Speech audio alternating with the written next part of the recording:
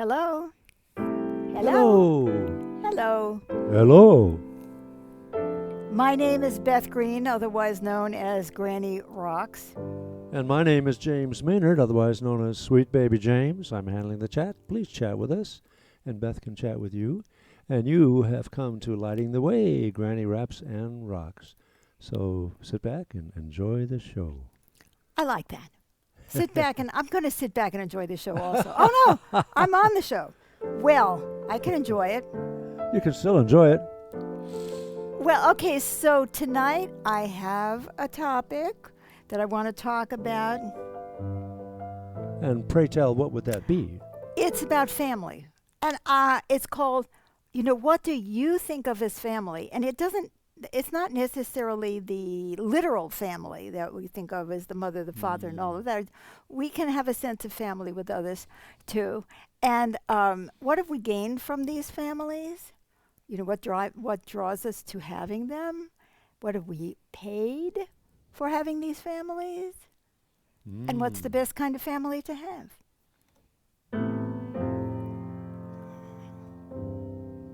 So let's see if we're on the air, Let's have James. a look here. Okay. So I want to start with, of course, the question of what do you think of as family? We already have. And Blanquita says, hello, Beth and James, and sends a heart of love. Muchas gracias. Hello, hola, Blanquita. Muchas gracias. So Blanquita lost her husband, who, of course, was a very critical member of her family some time ago. So anyway, okay. What do I mean by a family? I mean basically a group of people that we rely on, or we believe we can rely on. That they're going to be feel affinity there. for? Wait. Oh. The first thing is that we rely on that family. Okay, number one. That's right. Now, some of us identify with those people and feel affinity, and some of us don't. But what we do have is what we think of as family to a great extent is a network of protection, right? Yeah. Somebody to go to when the whole world falls apart. Oh, well, I can call my family.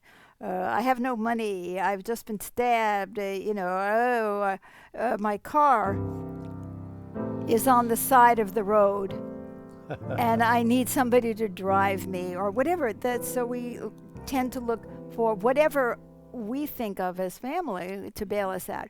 So it's kind of a network of protection. So it's very understandable that we're looking for this, right? Because life is tough. It's a cold, cruel world in many ways. So we want to know that there's somebody who will always be there for us. Of course, that doesn't exist. But anyway, we like to think that there is somebody who will always be there for us. So then I thought, what are the different kinds of families that we have? Well, obviously, we have the biological family, right? Some of us are adopted and do not have our biological family.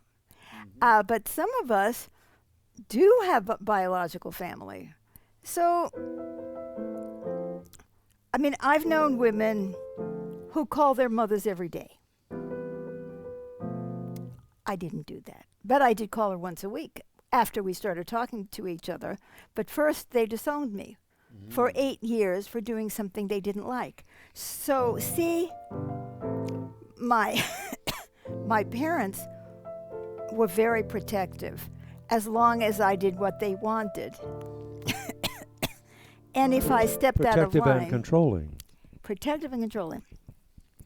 So as I got older and I started to rebel, that went away. The protective went away. And I was all alone in the world, and I was young. I was like 18 years old, which, today people think they're such adults at 18, but really I didn't know anything. And I was very sick and very naive and inexperienced, and I was getting divorced. And I lived in New York City. Was not an easy situation. So I needed something else, right? And I was thinking about this today, And many of us are in this situation. So, what other kind of families could we create? Well, I remember being at work and feeling in many situations that though my fellow workers were my family. And I don't think I was the only one. We shared something in common, which is, you know, a shared workplace, complaining about the boss, shared experiences, and also, and to some degree, shared destiny because if the company went out of business, it was going to go out of business for all of us. And we have a couple of more. Oh, yes. Amy is here now and says, "Hi, Beth and James. Love to you both." Thank you, And Amy. she sends a couple of hearts of love. Thank you, thank Same you. back at you, Amy. Yes, Thank indeed. you. Yes, indeed. And Tracy says hello and sends a heart of love and caring. Oh, that is. Thank you, Tracy. Yes, Same thank back you at you. so much. So when you feel like your workers, fellow workers are family, it's because you're sharing an experience, sometimes a really bad experience. And, oh, this is happening to all of us and all of that. And how many of you now have had the experience of being very close to people at work, and then when you leave that job, you don't have that connection anymore? And you may try to get together once in a while, but it's not like it used to be where you saw each other every day. Oh, Elizabeth says hello and sends a heart of love Hello. and caring. Hello. Thank you. Thank you. Elizabeth. Same back at you. So that's one kind. It's a family based on shared circumstances. There we go. Oh, and Catalina says good evening, sends a heart of love and keyboard, a piano keyboard. Oh, Thank you, Catalina. lovely. Thank you. So now let's take a look at some other kind of families that we create. Social groups. Okay, we're in high school, or we're in the 8th grade, or whatever grade we're in, and we look for a group of friends to hang with. I don't know if they still call it hanging.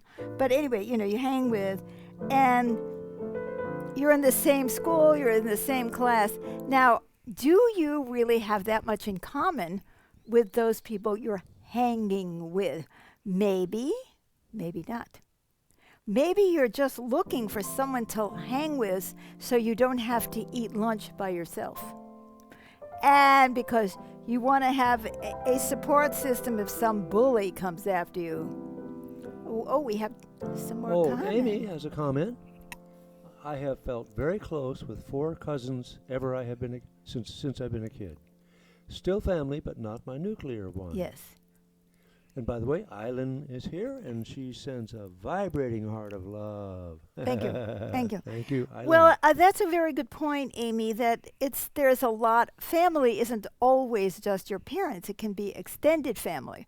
But it's all based on being related in some way by blood. And they say, oh, blood is thicker than water. And, you can count on people if they are your blood relatives versus strangers in the world. But oh my God, how many times have we had that, and we've had to toe the line in order to keep that? Not always. Not always. Sometimes we have wonderful aunts or uncles or parents, whatever. We don't have to do that, but a lot of us have. So anyway, what I'm saying about social groups, sometimes we are related to our social groups more because we're wearing the same kind of clothes or same brand of jeans. Same brand of jeans, or we're in the same sorority. Whether or not we really have a true connection with each other and affinity, but we don't want to give it up. And we're going to say the same things, use the same lingo. We have a shared, So that becomes family. And some of these people do stay with forever, and some we don't. And Todd comes here and says, hi, Beth and James, you're my family. Yeah, I feel the same way, Todd. We're going to get to yes. that in a minute. So that's a different kind of family. This is the kind of family that I think is the best. But see, you may have your own opinion, right? So we create families. Like we live together, we get married, or we don't, or we just identify as a family. And now we have a lot in common, right? Especially if we're sharing money or a home or anything like that. So there's a lot of sharing. Does that mean that we are really connected? Not necessarily. Not necessarily. My first marriage, I don't know what it was based on. It was possibly based mostly on I had to get away from my parents. And I liked his mother. And so I felt like, oh yeah, here's somebody that I can really get some support from, and for me, my true self. So, so we create families, and sometimes we stay in them way past the time we should leave. Because we don't want to be alone in the world. Are you beginning to get the idea? Yeah, we need it. We need companionship. We need to feel like there's somebody there who'll come to the hospital. But what we've paid for that is we pretend we believe what they're saying, or we pretend to ourselves that we agree, or we try to conform. We do all of those things. So that becomes like a tyranny of family. Now, I don't want to leave out a very important part of that kind of family is our pets. Oh. James and I are a family, right? Yes. And then we have our 2 dogs. That's right. And that is our nuclear family, because he has a daughter who is all grown and lives on the Other East side of Coast. the United States, And East Coast. we live on the West Coast, and I don't have any children. It looks like we have 2 more comments, James. Oh, here we go. Amy says, I feel a powerful affinity with 3 friends. We share the same appreciation for life and support each other through the challenges in our lives. I also feel like my closest family is with Beth Green and James Maynard and the spiritual group they lead. Oh, thank We you. share important values and willingness to be vulnerable and learn. Exactly. Well, I'm going to get to that kind of Thank you, family, Amy. the kind of We feel the family that same I way. like the best. But it's wonderful that you have that affinity with people, with some people. But sometimes we don't, and we are forcing ourselves into the mold in order to keep that protection. So we'll come back to your point. Island says people may come and go, even family. You are so right. Boy, that's true. Oh my God. I'm not going to go into that in my personal life about the coming and the going. Even my own closest family members doing things that I find completely unacceptable. And that was kind of like the end. But there is you see, one of the things that we have with the original family, even if we're adopted, then wherever we grow up, if we have any kind of stability and live with any family for long, we have shared memories. That's a big part of family. A lot of people get together with old friends and they talk about this and that happened. They don't have anything in common anymore, but there's all these memories, right? That's and so right. And by the way, we have another comment. Amy says, oh, right, my closest relationships have often been with cats throughout my life. Absolutely. These poor creatures are so dependent on us that they have to toe the line. Well, not really. Not if you have a cat. And even with a dog. You know what I mean? But these are places where you feel safe. But they can't get you if you break down on the freeway. Now, there's another kind of family that we create, which is based on religious beliefs.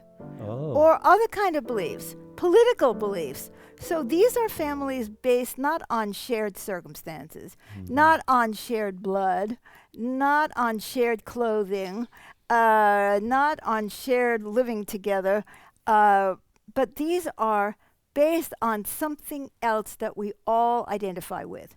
Say like, okay, so these are the members of my church, or these are the members of my political party, and they're my family because we all get together and work towards something that unites us.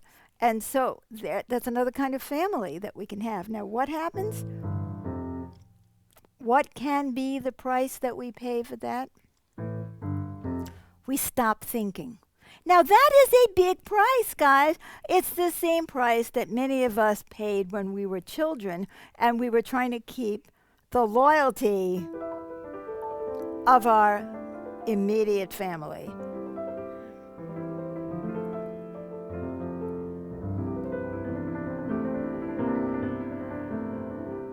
Seriously. And I mean that seriously. People do everything they can at times to stay with that protection. And I have seen parents completely disapproving of their children, the children growing up, even adult children, suffering from that disapproval, still trying to get the parents' approval. And it's costing them a lot, and they're not letting themselves be who they are. Big price for family, right? So I said I was going to tell you what I thought was the best kind of family. And I think some of our viewers have already alluded to that. I think the best kind of families, and maybe some of these will overlap for you with your sorority sisters. I never belonged to one, but or with your your blood family or whatever, if you have any, or all of your ex-husbands, right? It's the family of kinship. I want to talk about kinship. And Amy was talking about that, and some of our viewers have said that they feel that we are their family, ours as well. This is kinship. That means there's something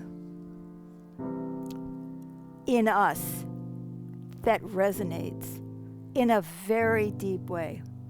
And those are not necessarily the families, whether they're social groups or, when you're a kid and you have, you're all in the chess club, or you're all doing online gaming together, or you're all doing something, it feels like there is an affinity because there's a real affinity of interests that you have. But it doesn't mean that you have affinity in your soul. And this can be true of a political organization as well. You may kind of agree with some of the things that the people are saying, but maybe you don't like the way they're being. Maybe you think they're polarizing, or you think you should polarize more, whatever it is that you think. But when you feel a real kinship with somebody, it's like, yeah, I know how that feels. And it's wonderful when you have that in a spouse or a deep friend. I think there's more. Okay, is there another? Okay. No, I was just showing you. Oh, I see. We were back to the cats. We had raised, yeah. Okay. So I want you to think for a moment about kinship. I guess it's like you're looking at yourself in the mirror. Now, you can have a friend that you have a very close relationship or that you love or you feel good being around, but there are deep ways in which you don't feel an affinity. There are attitudes that they have that you don't share, or attitudes that you have that they don't share. And that's painful and that's difficult. And then we try to fix it, or we try to ignore the issue, or we get together at Thanksgiving and we eat a lot so that we don't have to feel how little kinship we actually are, because the world is a scary place.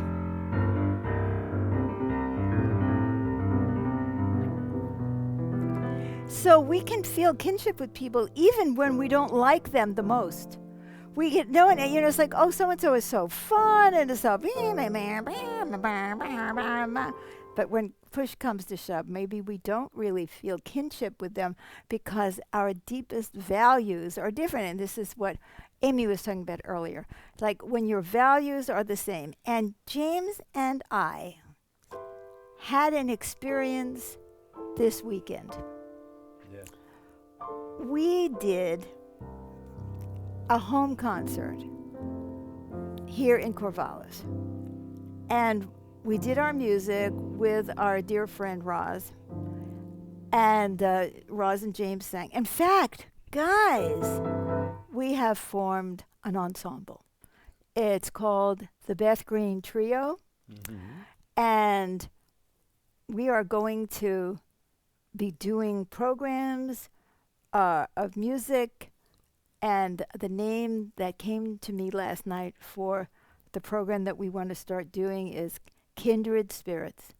And this is what inspired me to this, because when we were in that room with those people that most of whom we had never met before, and we were singing or just playing, or I was talking, you could feel the love in the room because we were kindred spirits.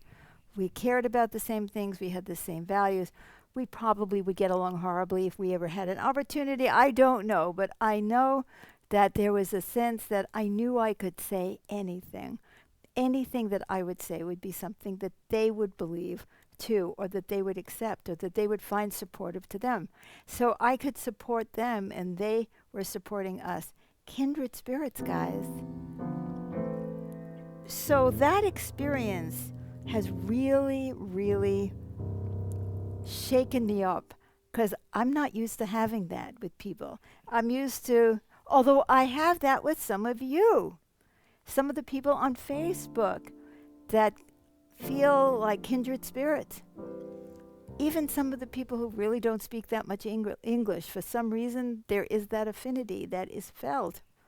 And I love that. So after that experience, I was looking for places to bring our program. Now, our program is always different every time because I improvise, and so I can't play the same piece twice. I really don't even remember. Seriously, I don't remember the song. But I'm looking for kindred spirits, and I want to play for them. And so that means that my vision of what music is going to give me is different. It's not fame. It's not fortune, although that would be very nice. It's an opportunity to join together with kindred spirits. And when we go out and we perform what we do, and we put it right out there, the people who come and are attracted are kindred spirits. And suddenly I felt like I had family, much more so than I had ever felt before, because I was always an outsider, you know. I had the wrong politics, or I was the wrong gender, or I was something, had the wrong spiritual beliefs that made me bad, or we're too smart. There was a lot of that. I was too smart. But having the experience of kindred spirits made me want more. So yes, I want to perform, but I don't want to perform because I want to perform. Hey, look at me. But because I want to feel that deep, deep, deep connection. Sometimes when you're performing, people are screaming, "Yay, love you, blah, but they don't. Sometimes they're high, or sometimes they're rocking to the same music. And that, I'm not putting anything down about that. I'm just saying that was not the experience we had yesterday. We felt an affinity with the audience. There are many people in the world who are like us, who care about the same things, who also want to build a better world, who believe in the value of caring over the value of money. And I want to spend the rest of my life inspiring and empowering them, and being inspired and empowered by them. So this is Lighting the Way, Granny Raps and Rocks, and we come on every Wednesday night at 6:30 p.m. Pacific time, and I do commentary and play the piano at the same time. And tomorrow night, which is Thursday at 7 p.m., do not forget, we do magical improvs. And you know, one of the cool things about that affinity is that Roz and James and I, who are playing together, because I'm playing the keyboard and they're singing, we have to feel like kindred spirits to improvise together because we don't have a plan. It's like we have to hit that connection. It looks Have like to we be have attuned enough. to each other. Muhammad says, this is a program, as aforementioned, is about a family or families. Madam, I seek your words about those confirmed bachelors or leading a solitary life. Nobody wants to be alone, Muhammad. The only reason that people want to be alone is because they can't stand the relationships that they've had. But, I mean, this is my opinion. Confirmed bachelor, maybe you don't like the social role that you're being forced into.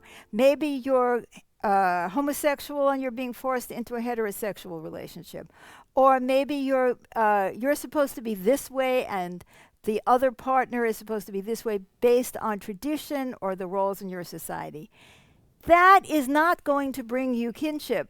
You need to find people who are like you, who vibrate the same way. And then you'll see how much easier it is to give up all the fears and the resistance to being in relationship. That I can't go on too much about this because we're at the. You didn't run away tonight, Muhammad. I guess you didn't have to be in school. So we're glad that you're still here. So I hope that makes sense to you. You know, maybe there is some part of you that doesn't want to be alone, but you've had experiences that make you feel like it's better to be alone than to be with others. And that is a great point because I have been there myself. So As have I. yes. So I'm looking for the people that I vibrate with, that share values, that I know I can be completely honest with, I can be completely myself, and I can trust that they will too. Now that, if you have that, you might not want to be alone. Just a thought. Okay, please love this show. Please, or like the show. Please comment now or later because I can always answer you later. And please share this show with everybody that you know because we have people out there who will have kinship. We have kinship with them and they have kinship with me and us. And we just don't know it yet because we haven't met. So let's Right. do it. And it looks like we have another. Oh, let's see one more. All Island says, you're my kind of people. And you are our yes, kind of you people are too, too. Island. Someday I'm going to A meet kindred you. spirit. Kindred spirits, kindred spirits. That's the kind of family I'm looking for. So until we see you again, don't forget to come back next week. Don't forget to come back tomorrow at 7. Oh, no, he has to leave on Thursdays to go to school because That's we start right. the show at That's 7. right. See, I got mixed up. This could happen. And the Yeah. concert was not yesterday, it was on Sunday. The concert was on Sunday. Hey, please. I can only keep a few ideas in my mind at the same time. So we love you. We feel kinship with you. Please show your kinship with us by liking or loving the show and sharing it. Yes. And come back. Love you. Yeah, till next time. Till next time. Take care. Uh, Bye-bye. Oh, wait. Oh, We wait. have an answer. Your opinion is in answer to my comment is a magic bullet, madam. I hope so. Oh. That's great. Wonderful. That's great. Thank you so much. Thank you. Wonderful. Thank you. We'll see you Okay. soon. Bye-bye. Bye.